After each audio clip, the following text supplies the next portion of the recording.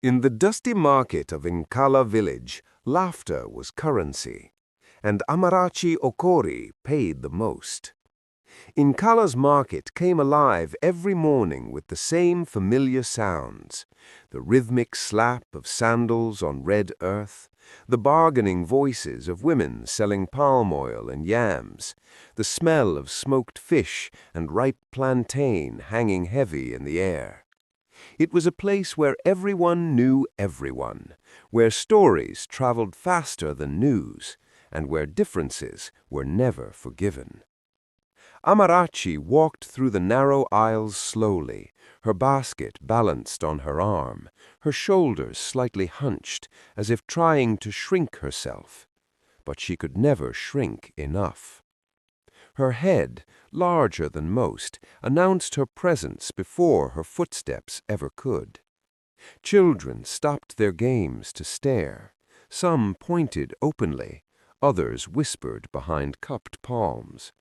"See her head, one boy snickered. "Like calabash we swell," another replied, laughter bursting out unchecked. Women shook their heads, clicking their tongues in pity that carried more judgment than compassion. Men laughed too loudly, the way people do when they want to seem powerful in front of weakness. "Ah, big destiny must be heavy," someone joked. The market erupted. Amarachi lowered her gaze. Her fingers tightened around the handle of her basket until her knuckles turned pale beneath her dark skin. She had learned over the years that silence was safer than protest. Words only invited more cruelty. She focused on counting her steps instead. 1, 2, 3. But the voices followed her anyway. "She will never marry. Which man can handle that kind head? Nasan say something wrong." Each sentence landed like a stone. Only Mama Udo ever said differently. Mama Udo was not her mother, but she might as well have been. She was the woman who raised her after Amarachi's parents died in a flood when she was barely 5. Thick-bodied, slow-moving, with eyes that looked like they had seen both heaven and hell, Mama Udo never joined the laughter. Instead, she would pull Amarachi close and whisper, "Some heads are big because they carry stories older than time." Amarachi never fully understood those words. She only knew that when Mama Udo spoke them, the tightness in her chest eased a little. But Mama Udo was one voice. Incala was many.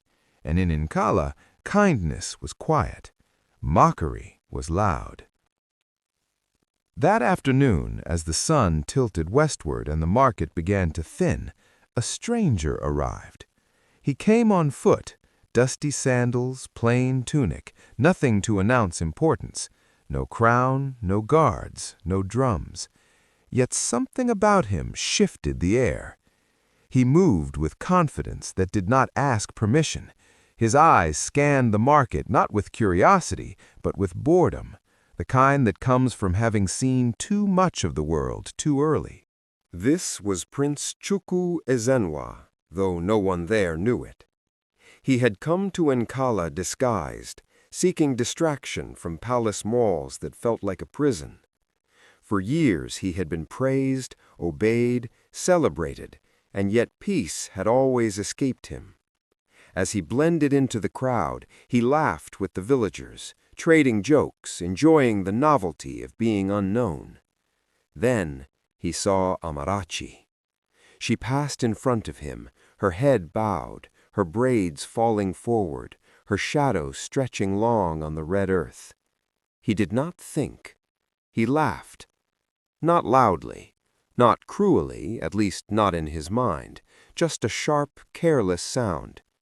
"Ha!" he said, nudging the man beside him. "Is that her head, or is she carrying something extra?" The man laughed, then another, then many. Amarachi stopped walking. The sound struck her differently this time, not like mockery she had heard before, but like something waking up inside her. The wind shifted, just slightly.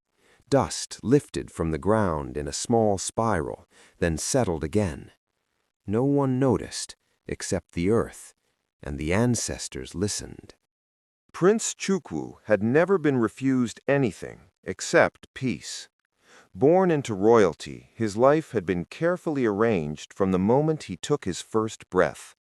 Tutors taught him history and warfare, priests taught him tradition, elders taught him power, but no one taught him humility. Disguised among the villagers of Nkala, he felt free for the first time in years. No one bowed, no one whispered his name, no one watched his every movement with fear or expectation. So he laughed. He laughed with the men cracking palm kernels. He laughed with the boys chasing goats. He laughed when someone mocked the girl with the large head. "Is that a calabash on her neck?" he said again, louder this time. The crowd roared. Amarachi froze where she stood. Her heart pounded. Her ears rang. Something burned behind her eyes, but it was not tears. It was memory. Images flickered at the edge of her mind. Not clear pictures, but feelings. Weight, pressure, voices overlapping, a sense of something waiting. The ground trembled. Just once. Just briefly. A vibration passed through the soles of her feet, as if the earth itself had shifted its stance. No one noticed. The laughter continued. No one noticed. Except Dibia Kalu. The old man had been leaning on his walking stick near the kola nut cellar when the tremor passed. His stick slipped from his hand and fell into the dust. His breath caught, his eyes fixed on Amarachi. "She has been seen," he whispered. The words were not loud. They were not meant for anyone else, but they carried weight. That night, Prince Chukwu returned to his temporary lodging with laughter still echoing in his ears. Yet when he lay down to sleep, rest refused him. He dreamed. He stood by a river that glowed faintly under moonlight. The water was still, too still, like glass. On the opposite bank stood a girl. Her head cast a long shadow, longer than her body, stretching across the water toward him. He tried to call out. No sound came. The shadow moved first, and when it touched his feet, he woke up gasping. At dawn, Amarachi went to the river. She did not tell Mama Udo where she was going. She only knew she had to go. The pull in her chest was stronger than hunger, stronger than fear. The river lay just beyond the village, hidden by tall grasses and old trees whose roots drank deeply from its banks. It was a place elders warned children about, not because it was dangerous, but because it was old. Amarachi stepped closer. The water shimmered. It spoke to her, not in words, in warmth. A gentle heat spread through her chest, up her neck, into her head. Images flooded her mind like a broken dam, crowns sinking into soil, kings falling to their knees, women standing in circles, chanting names long forgotten. She saw herself not as she was, but as she could be, her reflection glowing faintly in the water. She gasped and staggered back. "Who are you?" she whispered. The river did not answer. Footsteps crunched behind her. She turned. Prince Chukwu stood there, uncertainty written across his face. Their eyes met, recognition without understanding, fear without cause. The river stilled, the warmth faded, and something unspoken passed between them, a warning neither yet understood. Back at the palace, Igwe Ezenwa's chest tightened without warning. He had ruled for decades. He had survived wars, betrayals, and famine. Yet this feeling, this creeping dread, was unfamiliar. Dibia Kalu arrived unannounced, his face pale. "The marked one walks," he said. "The girl with the head of memory." The king trembled. because the prophecy said, "When the mocked child is awakened, the throne will either kneel or crumble." Igwe Ezenwa closed his eyes. The past he had buried was stirring. The New Yam Festival arrived beneath heavy skies. Drums thundered, voices rose, laughter returned. Amarachi stood among the crowd, unease twisting her stomach. Then, silence. She collapsed. Pain seared her forehead. A symbol burned across her skin. The sky darkened. Prince Chukwu ran toward her. Too late. The ground split, and something ancient began to rise.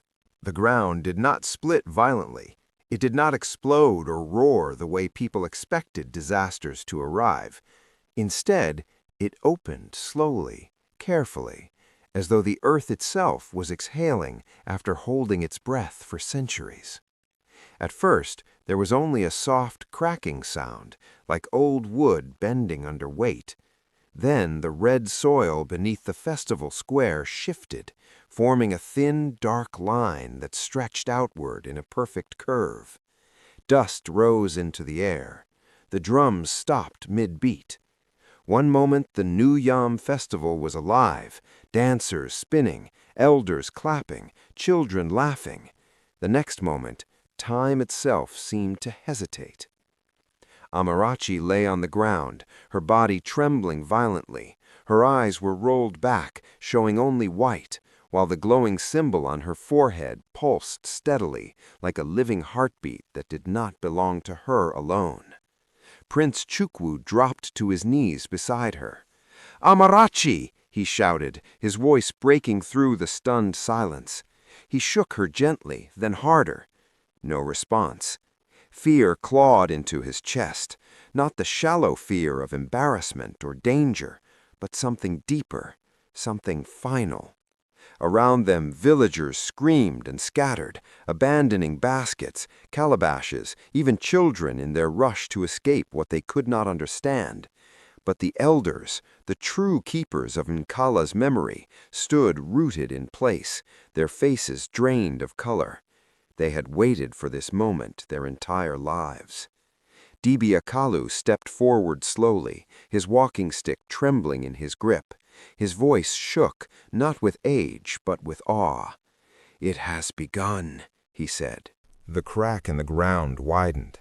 From it emerged stone steps, slick with age and moisture, rising upward as though being lifted by invisible hands. Symbols were carved into them, spirals, lines, and markings older than any language still spoken in Nkala. "These signs," one elder whispered, "they are older than the forest." Dibia Kalu nodded. "This place was sealed before Nkala was named," he said, "before kings wore crowns, before power learned to hide."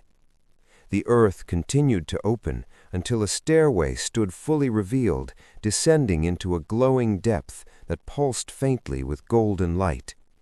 "The girl has reopened it," the Dibia added softly. A murmur rippled through the elders. Footsteps pounded toward the square. The king arrived. Igwe Ezenwa pushed through the remaining crowd, breathless, his royal robe stained with dust, his crown crooked on his head. He stopped short when he saw Amarachi lying at the center of the opened earth. His knees buckled. He fell, not in ceremony, not in performance, but in fear. "She bears the mark of remembrance," the king whispered, his voice hoarse. Prince Chukwu stared at his father, disbelief twisting his features. "What does that mean?" he demanded. Igwe Ezenwa lifted his gaze slowly. "It means," he said, voice barely audible, "that the throne is no longer ours alone." The wind passed through the square again, stronger this time, and from the open earth below, something ancient stirred. Amarachi awoke underground, not in darkness, but in golden memory. Light surrounded her, not blinding, not harsh, but warm, layered, alive. It pulsed gently, like breath, revealing walls etched with symbols that shimmered as though they recognized her. Voices surrounded her, not loud, not demanding, gentle yet vast. Daughter of echoes, carrier of names forgotten, keeper of what was stolen. The voices did not speak from one direction, they came from everywhere, the walls, the floor, her own chest. Amarachi clutched her head. Images poured into her. She saw a woman standing beneath the same sky centuries ago, her head adorned not with gold, but with memory. She ruled without swords, without fear, her power drawn from knowing the past so completely that the future bent around it. She saw betrayal, men who feared what they could not control, a lineage erased, names burned, stories buried beneath soil and silence. Blood sealed the theft, fear sustained it. Her head, mocked for its size, was never a mistake. It was a vessel, a container for memory too heavy for ordinary minds. "I don't want this," Amarachi whispered. The voices softened. "You were chosen, not cursed." Pain surged through her chest. She screamed, and the world folded inward. She returned to her body with a sharp gasp. Above ground, Amarachi sat up abruptly. The crowd recoiled. Gasps rippled outward like shock waves. Her eyes were no longer hazel. They glowed faintly gold. Prince Chukwu took an instinctive step forward, then stopped. Fear flickered across his face, uninvited and undeniable. Amarachi turned toward him slowly. "You laughed at me," she said. Her voice was calm, measured, but the words struck him harder than any blow. "I didn't know," he whispered, his pride crumbling. She rose to her feet. "None of you did."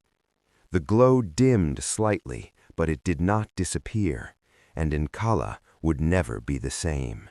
The king ordered Amarachi taken to the palace, not as a prisoner, as a reckoning. Guards walked beside her, but none dared touch her. The villagers parted as she passed, eyes wide with fear, awe, and something close to shame. That night, the palace felt smaller than ever. Amarachi could not sleep. Neither could Prince Chukwu. They met beneath the ancient Udala tree, its branches spreading wide like open arms that had seen centuries pass. "I mocked you," he said, breaking the silence. "I won't defend it. I won't excuse it." She studied him, truly studied him, not as a prince, but as a man raised by power and ignorance. "I don't hate you," she said. He looked up, surprised. "That frightens me more." He reached for her hand. When their fingers touched, the wind howled violently. The Udala tree shook. Roots burst through the soil, thick and ancient, twisting like veins across the ground. A whisper moved through the leaves. "The crown must bow or be buried." Prince Chukwu pulled his hand away. "My father will never surrender the throne," he said, voice tight with fear. Amarachi's voice was soft. "Then the land will choose." The tree stilled, but the warning remained. Dibia Kalu gathered the elders before dawn. The truth could no longer sleep. Long ago, before kings ruled in Kala, women carried the crown through memory, not force. They governed by remembering every promise, every crime, every debt to the land. The first king stole that power. He silenced the lineage. Amarachi was the last vessel, not a queen, a keeper. The king wept openly. "I buried the truth to protect the throne," he sobbed. "You buried it to protect yourself," Amarachi replied. That night, rebels moved. Fire consumed the palace walls. Prince Chukwu stood between soldiers and Amarachi. "Choose," the ancestors whispered. He dropped his sword. At dawn, the people gathered. Smoke curled into the pale sky. The king stepped forward and knelt, not to Amarachi, to the land. Amarachi removed the glowing mark from her forehead and pressed it into the soil. The earth closed. The power faded. She smiled, tired, free. Prince Chukwu reached for her. She stepped back. "I was never meant to stay." She walked away, into the crowd. No crown, no throne, only memory restored. The lesson of the marked child teaches us that some gifts do not shine, they weigh. Some destinies do not elevate the bearer, they liberate others. Amarachi was mocked because people fear what they do not understand. They laughed at what carried their salvation. And when power finally returned to the land, it did not crown a ruler, it healed a wound. Let this story remind you, do not judge too quickly. Do not mock what you cannot see through. And never underestimate the quiet ones. They often carry worlds inside them.